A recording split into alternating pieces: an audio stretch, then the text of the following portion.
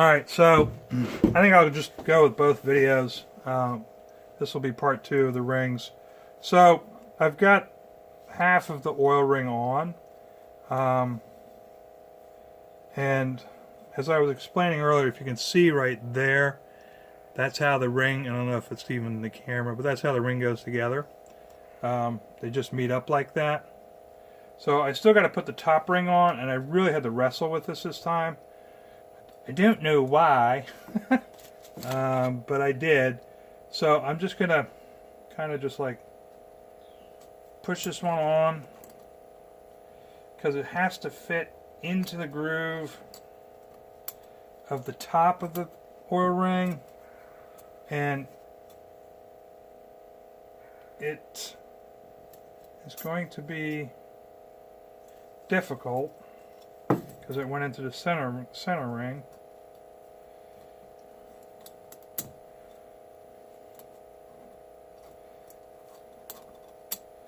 There. So I got it on the top portion. I just gotta make sure I get, and there we go. Wow, that was pure luck. And I got my rings lined up, so when they go into the position I need to, now there's a specific position they're supposed to be in, so I'm gonna make sure I get them in that. I'm just putting the rings on and doing the tutorial for the rings. So that's cool. So the oil ring is done. Woohoo! So the next is the steel ring, the center ring. Here it is, and this is you know, about as thick as those things put together. Same tool, if you can see. I know you can. Just expand it enough to get it over the piston, and then into the groove that it's supposed to go into.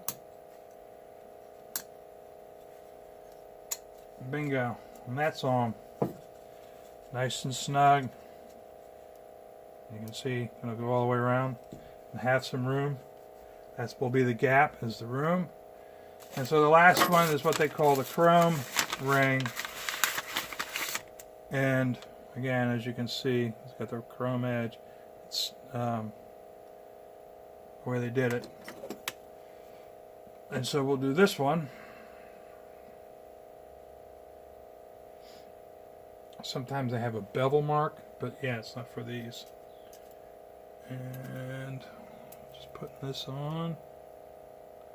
Make sure it's on right. Expand, expand, expand.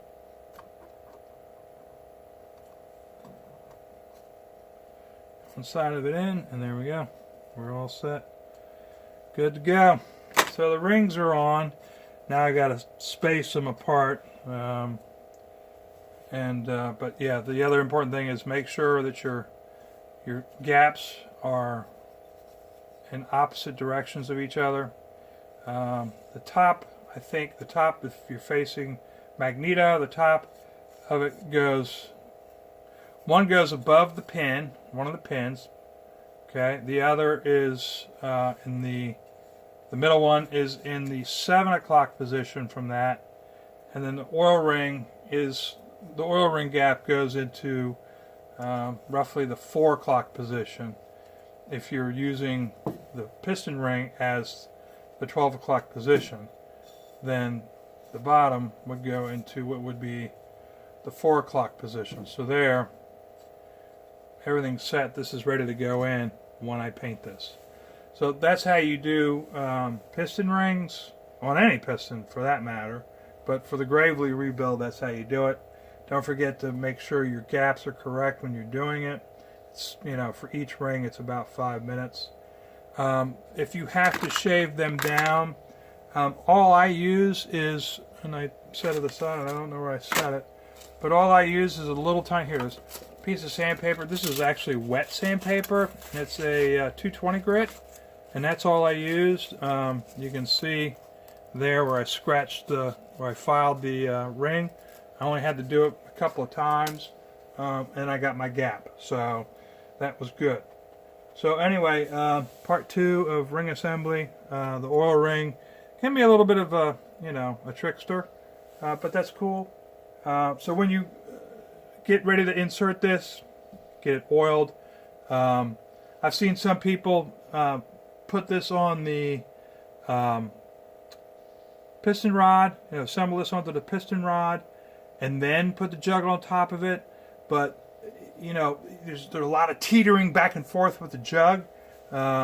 So the other way of doing it is putting the piston in first through the bottom, because the bottom of the cylinder, and I'll show you, it's got a little bevel to it, so it helps to push the